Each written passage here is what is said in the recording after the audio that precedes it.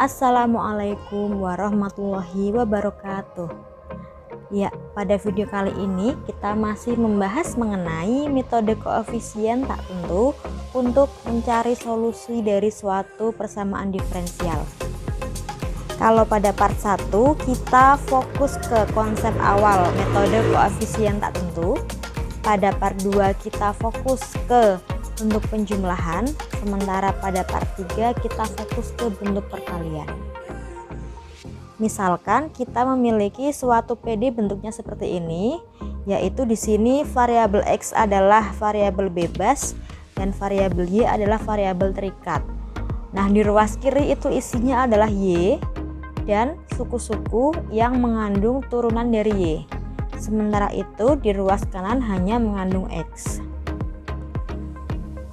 Nah, kalau GX-nya merupakan kombinasi perkalian, misalkan yang pertama GX adalah perkalian antara eksponensial dengan polinomial, maka kita asumsikan solusi partikularnya atau YP-nya sama dengan perkalian antara eksponensial dengan polinomial berderajat N. Kemudian kalau GX-nya merupakan perkalian antara eksponensial dengan trigonometri, maka YP-nya juga kita asumsikan perkalian antara eksponensial dengan trigonometri. Jadi bentuknya tinggal mengikuti bentuk GX. Yang ketiga, kalau GX-nya merupakan perkalian antara polinomial berderajat N dengan trigonometri, maka YP-nya sama ya, perkalian antara polinomial berderajat N dengan trigonometri. Tapi di sini kita pisahkan, yaitu yang pertama ada polinomial berderajat N dikalikan sin beta X ditambah polinomial berderajat N lagi, tetapi beda dengan yang tadi, dikalikan dengan cos beta X. Jadi polinomnya itu bisa berbeda, makanya kita pisahkan sendiri-sendiri. Nah, kemudian kalau GX-nya merupakan perkalian dari semua bentuk, yaitu GX sama dengan perkalian eksponensial dengan polinomial dengan trigonometri, maka kita asumsikan YP-nya itu sama dengan eksponensial kali polinomial kali sin beta X. Jadi ini baru dikalikan sin beta X, kemudian ditambahkan eksponensial kali polinomial dikalikan cos beta X. Tetapi ingat seperti tadi, polinomialnya itu berbeda bentuknya dengan yang polinomial sebelumnya, karena bisa jadi hasilnya nanti polinomialnya memang berbeda. Nah, seperti itu. Untuk lebih jelasnya kita ke contoh.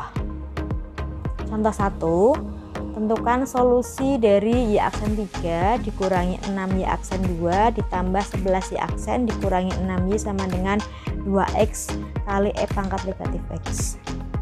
Nah, seperti yang kemarin-kemarin, langkah pertama adalah menentukan YH. Karena YH ini diperlukan supaya nanti suku-suku di YH dengan di YP harus bebas linear. Nah, ini langsung saya tuliskan hasilnya YH karena saya yakin kalian sudah ahli dalam menentukan YH.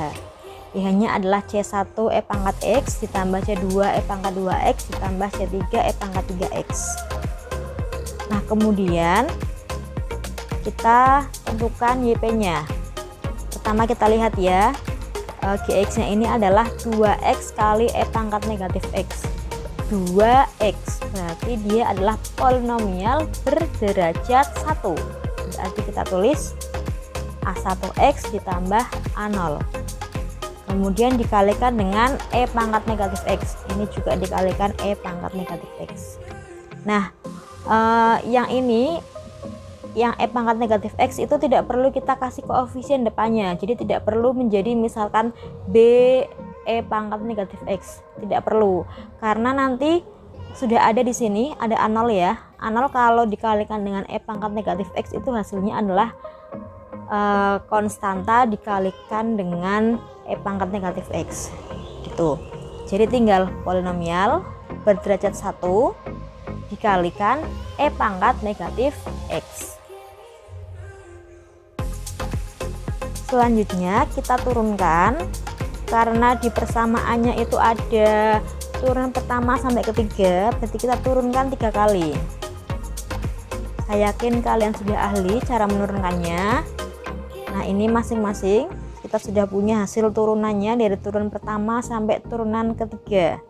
Setelah itu kita substitusikan hasil turunannya ke dalam persamaan. Hasil akhirnya seperti ini. Nah, nanti kita lihat koefisien dari X kali E pangkat negatif X di ruas kiri itu negatif 24A1.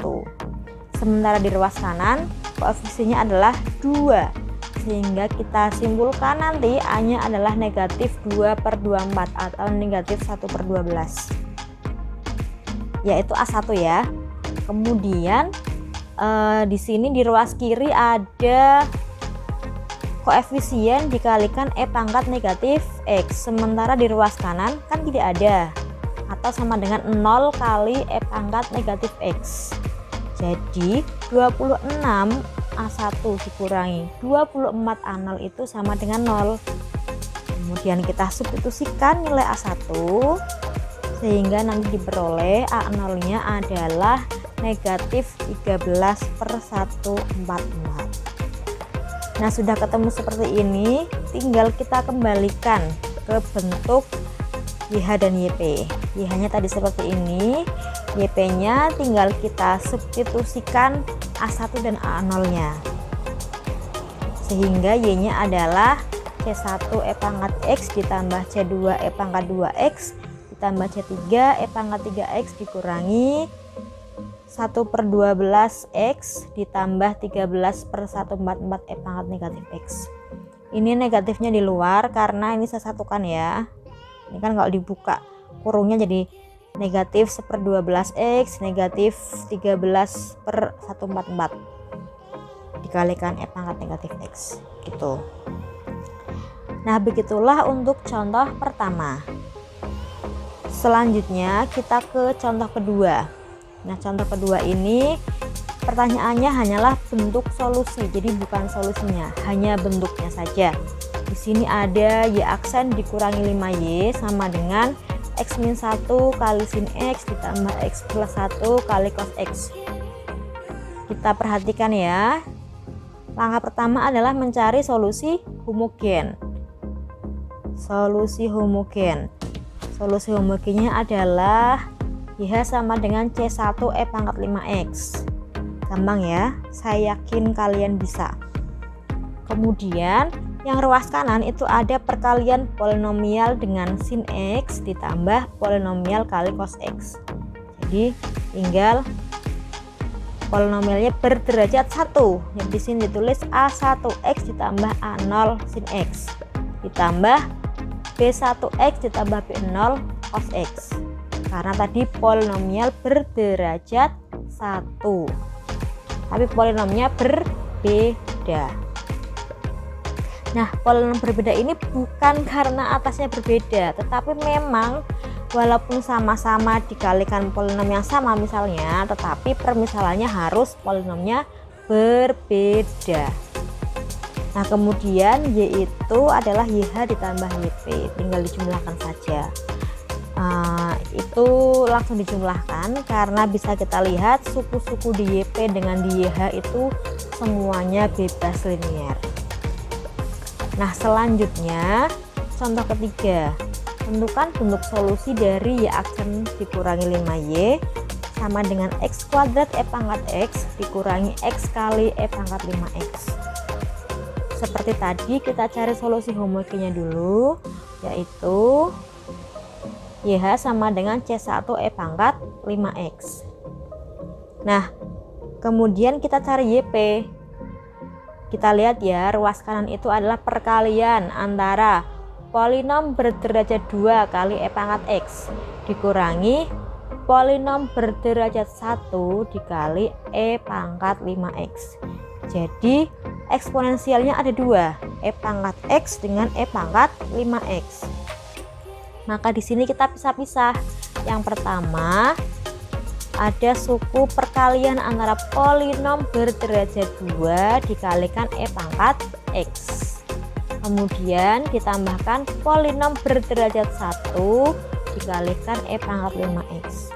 Nah ingat ya, polinom berderajat 2 nya itu yang ditulis jangan cuma A2x kuadrat, tetapi sampai yang konstanta, yaitu ditambah A1x ditambah A0. Begitu juga polinom berderajat 1, jangan cuma ditulis B1x, tetapi B1x ditambah B0. Nah seperti itu. Tetapi ternyata ini belum merupakan solusi yang tepat karena ada suku yang tidak bebas linier, yaitu YH-nya adalah C1 pangkat 5x konstanta kali pangkat 5x. Sementara di YP kita juga menemukan konstanta kali pangkat 5x, yaitu B0 dikali pangkat 5x. Nah ini berarti mereka berdua tidak bebas linier. Supaya bebas linier, maka YP-nya, YP pada bagian yang menjadikan tidak bebas linier, yaitu bagian yang suku ini, yang belakang ini, harus kita kalikan dengan X. Sehingga YP-nya adalah A2x kuadrat ditambah A1x tambah A0 dikali pangkat X. Kemudian X kali B1x ditambah B0 dikali pangkat 5x. Jadi sekali lagi, selain mengikuti bentuk, kalian juga harus melihat apakah suku-suku di YP itu semuanya sudah bebas linier dengan suku-suku di YH atau belum. Kalau belum, berarti dikalikan dengan X. Suku yang tidak bebas linier di YP dikalikan dengan X. Kalau misalkan hasilnya belum bebas linier lagi, kalikan lagi dengan X, dan seterusnya sampai suku tersebut menjadi bebas linier. Oke, saya rasa cukup untuk video kali ini. Terima kasih telah menyaksikan. Semoga kalian bisa memahaminya. Jika masih bingung bisa ditanyakan pada kolom komentar. Assalamualaikum warahmatullahi wabarakatuh.